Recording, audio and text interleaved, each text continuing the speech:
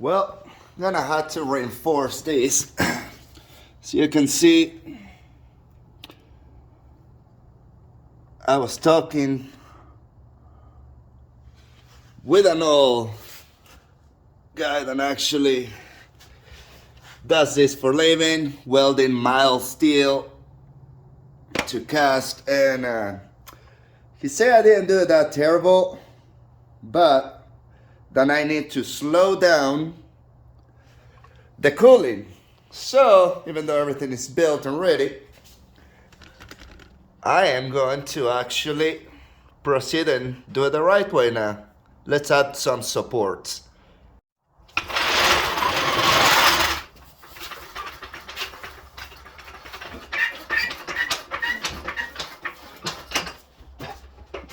And clean the garage a little bit.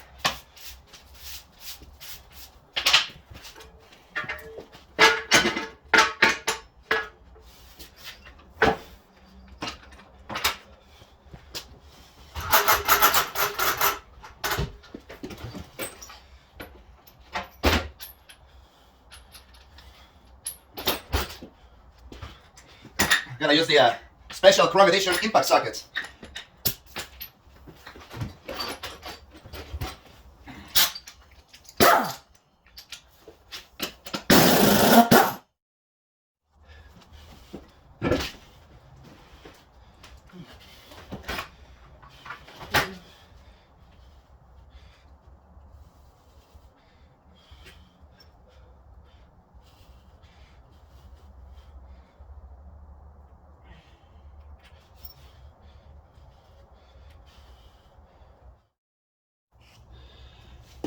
Okay, now we're gonna take the hub apart.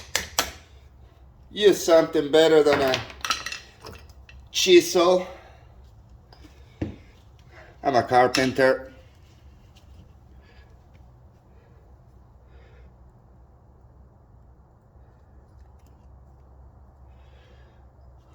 Have a nice napkin on the floor. Okay. Little screwdriver with a 90-degree on the phone and one of these dental looking screwdriver things. There we go. You know what? Let's look all professional and actually put some gloves after I take all this apart.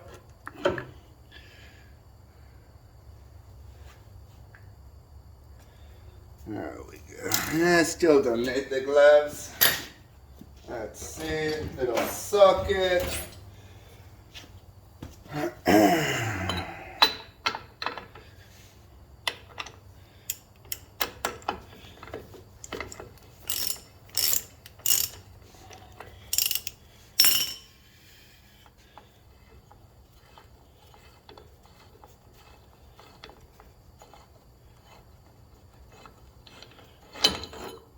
Go, the first one. The second one is a washer with a bunch of little holes, and right about here it actually has the secondary nut. It has kind of like a keeper. See, on this one first you have the guide, and then on one of these holes you have to back this nut back and forth just a little bit until this, see where the camera is gonna get it, there. This indentation right there goes on one of those holes.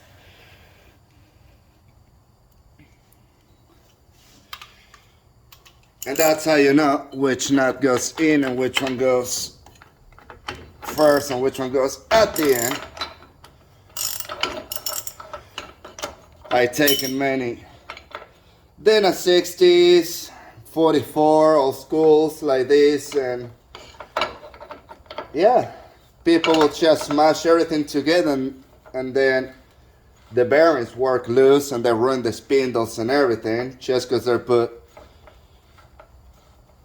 the washer not on the little pinhole that's supposed to be, or this nut they put it at the end instead of at the top, forgetting about this pin. All right, the brakes on this old school design brakes. This axle is out of a 1978 F-150 or Ford Bronco. This Dana 44 from Ford. It's a lot stronger than any Chrysler. The axle tubings are thick, bigger brakes, all that good stuff.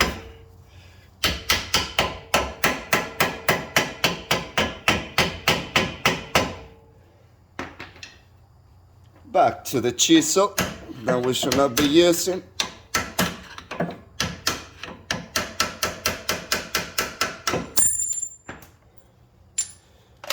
Okay. One brake pad goes always attached to the caliper. The other one has a tendency, has two guides, and that's where it stays.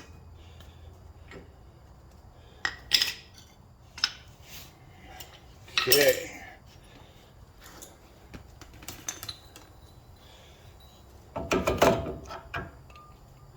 Ooh. Nice fresh grease, because I took it apart not too long ago.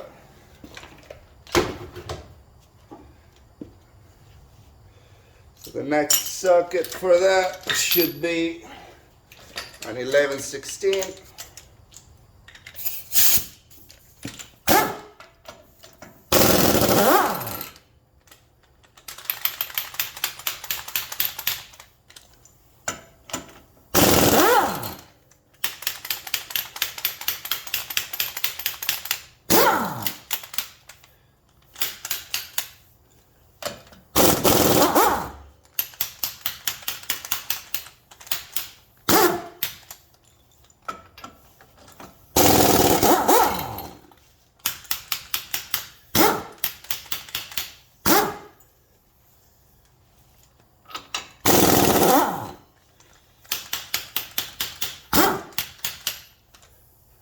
Alright, we have them all in there.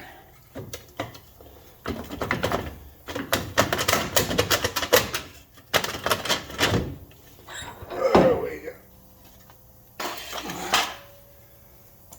And I'm gonna lift the axle a little more. Just so no gear oil goes to the tubing.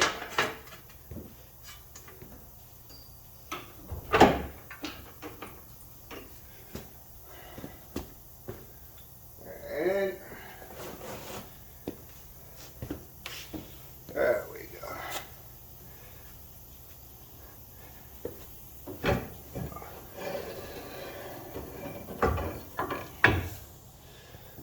Excellent there. But as you can see now,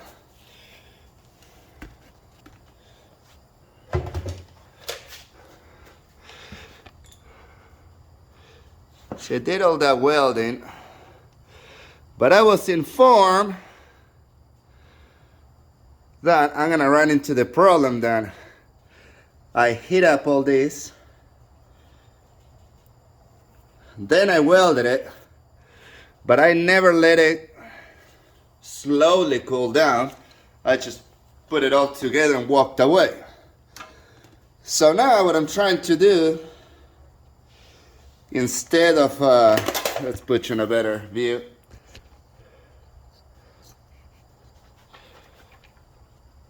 What I'm trying to do now is, instead of grinding all this and starting over, because I still think that that's pretty strong. I hit it with the hammer very, very hard trying to rip it apart, and it wouldn't. So I think what I'm gonna do is, I'm gonna make another one of this plate. I'm gonna put one towards the outside, kind of enclose this, and I'm gonna do the same on the inside. I'm not that worried about the far end, because the far end, even though it has an upper support like this one, it's actually probably fine without the support. Just the bolt will hold it in place. But this one has the drag link, the tire, it's too much. A lot of force on here. So let's grab some cardboard, cut that. Then we can grab some metal, cut it to shape, bring it towards the outside, weld that in there. Oh, I barely traced that, and now don't worry that it's not on and it has no fuel in it. I'm using even worse. Don't worry, my trusses don't catch on fire. They're a lot higher. And it's not the first time that thing's been on the garage. Going back to this.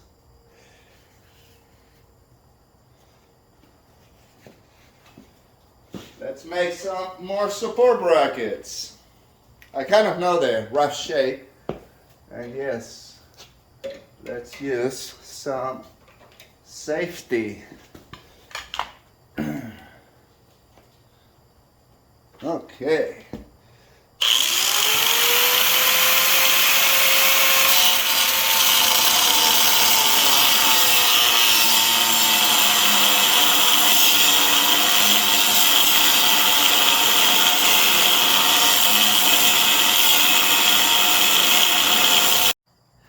For the grinding part, we're gonna use a little larger tool.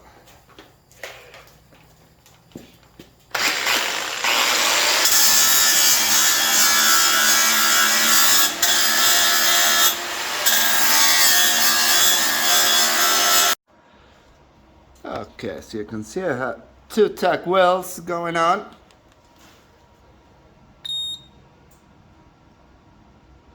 The cast is 64, 62. Metal after I just tack welded, of course. The thing is trying to get this metal, which is gonna cool a lot faster than mild steel. Introducing you, oh yeah. First we're gonna apply enough heat. This is cheap. I mean, you know, I think the bottle is like 20 bucks and this is another 20 bucks. So we're gonna proceed to heat all this.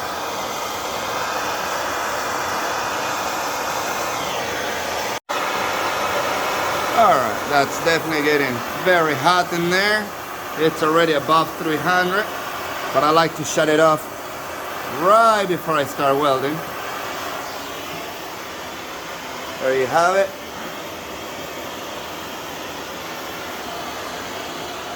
Woo, we're all over the place. I never say I was good at this YouTube thing. Okay. Get some safety in here.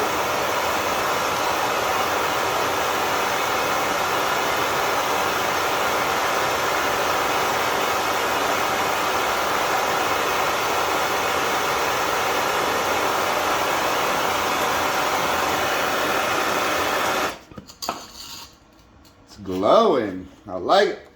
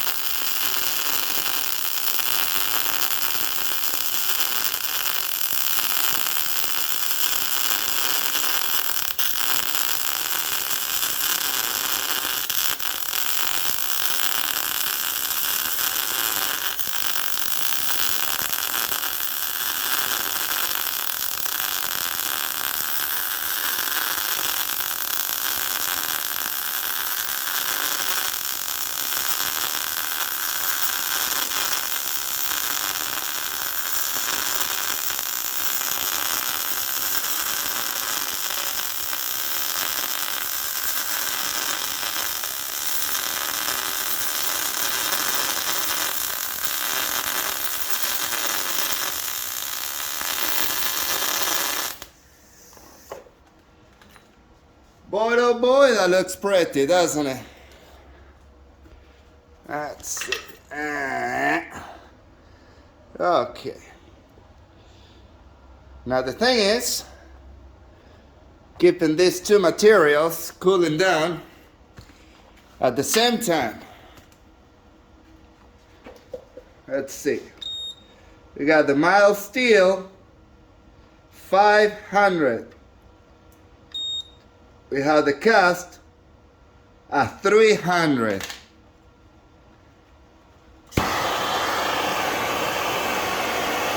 All we're gonna do is slow down the progress. Like I say, the cast will cool down a lot slower, sorry, a lot faster than mild steel. Well, after doing that for a little while,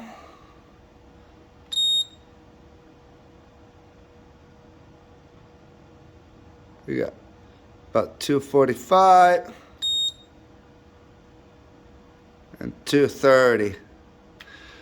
Okay, so probably one last.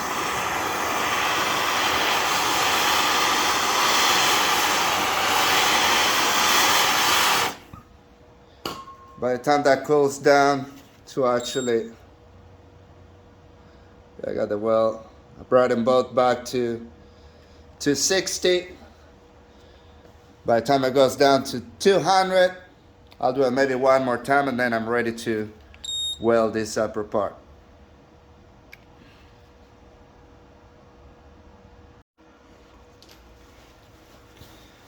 All right. Make some light.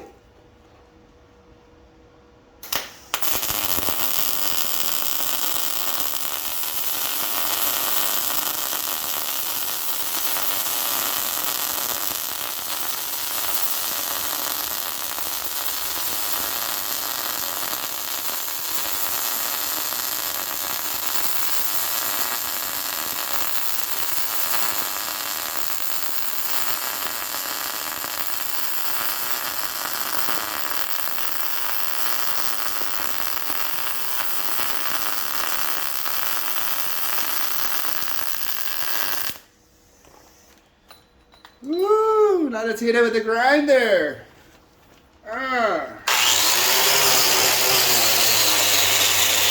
So it's ready for painting.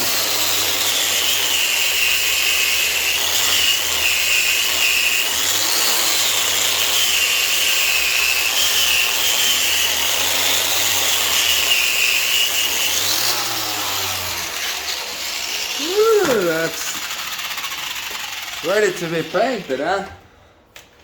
Let's see what we got. Oh, yeah.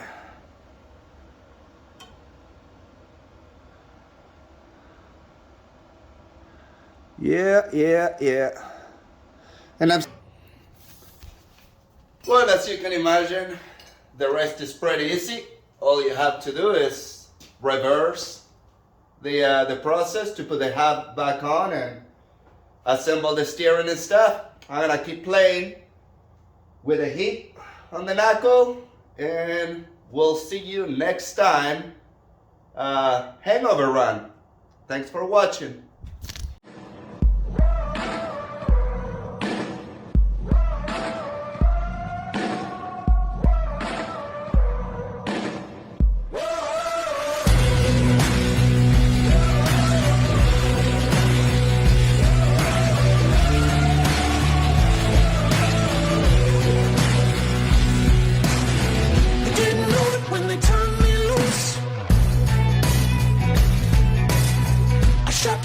And I slipped the noose.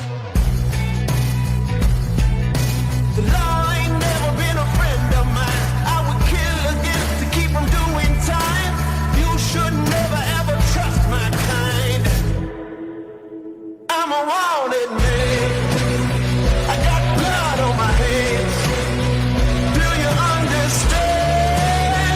I'm a wanted man. I took the pistol and I shot it. I started running.